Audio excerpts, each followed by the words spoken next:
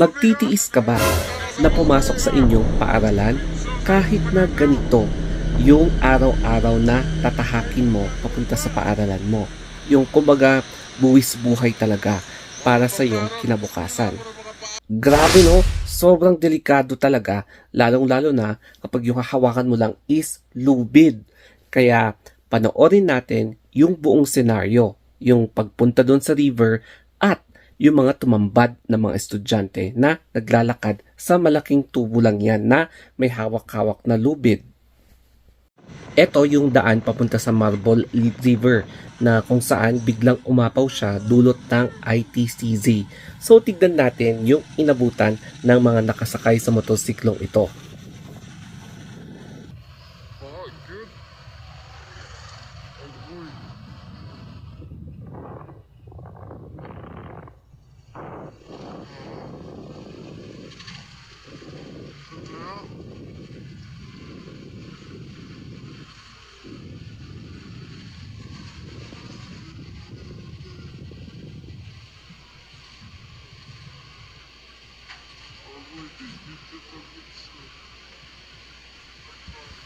Ito naman yung mga estudyante na dumadaan sa mapeligrong tubo dyan sa Marble River para lang mag-attend sila sa kanilang klase.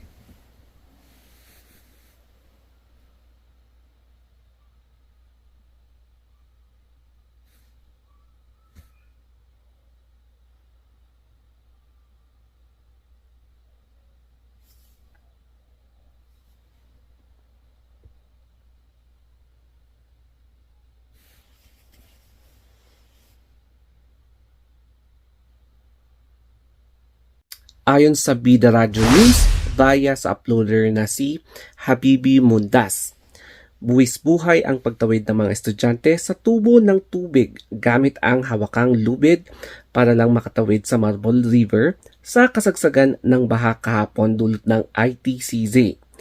Lumagpas kasi sa Spillway Bridge ang tubig baha na nagresulta sa pagka-stranded ng mga motorista at residente sa boundary ng Ginatilan, Kidapawan City at sa Kisandal, Magpet.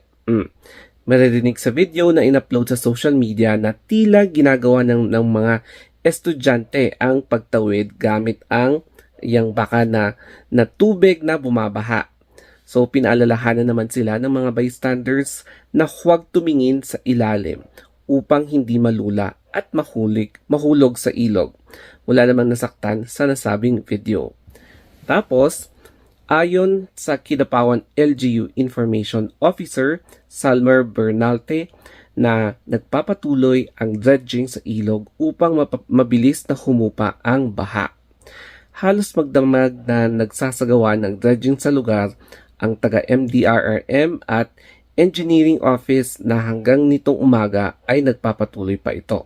Pinaalalahanan ang mga mamamayan at motorista na huwag magbuwis buhay na posibleng ikalagay sa alanganin tulad ng pagtawid ng mga baha. So yung sitwasyon ng panahon doon ay dulot pa rin ng ITCZ at localized thunderstorm na may mga mandararasang pag-ulan at pagbaha sa lalawigan ng Cotabato at iba pang bahagi ng Mindanao. Kaya makikita mo sa mga pictures na to na grabe, nakakatakot talaga na tumawid sa mga ganitong klaseng mga tubo lang tapos yung support mo lang is maghawak ka lang ng lubid. Ay grabe. Kapag hindi ka talaga sanay na maglakad sa mga ganyan tapos pag tingin mo sa ilalim ay rumaragas ang tubig, ay nako, ewan ko na lang. I'm not sure kung bakit talagang lulusungin talaga nila yung mga ganitong klaseng daanan para lang makapag-attend ng klase. Kasi nga naman no, sayang naman kapag may quiz ka tapos hindi ka nag-attend at mas lalo na kapag wala pang announcement. Yun ang mahirap. Yun yung dilemma. As a student before, kapag talagang super sama ng panahon, nag-iintay talaga kami ng announcement sa radyo, sa TV, kaya nakabukas yung radyo namin kapag mga alas 5 na ng umaga. Pero kapag wala, na kahit malakas yung ulan, no choice, papasok talaga kami at lulusungin namin yung malakas na ulan, yung malakas na baha, or yung mataas na baha. para lang makapasok kami sa school namin. Kasi mahirap talaga kapag na-miss mo yung isang quiz na pwedeng hilain yon pababa yung grades mo. Kaya no wonder, hindi natin mabablame ang mga estudyanteng ito na gusto talagang pumasok sa kanilang paaralan.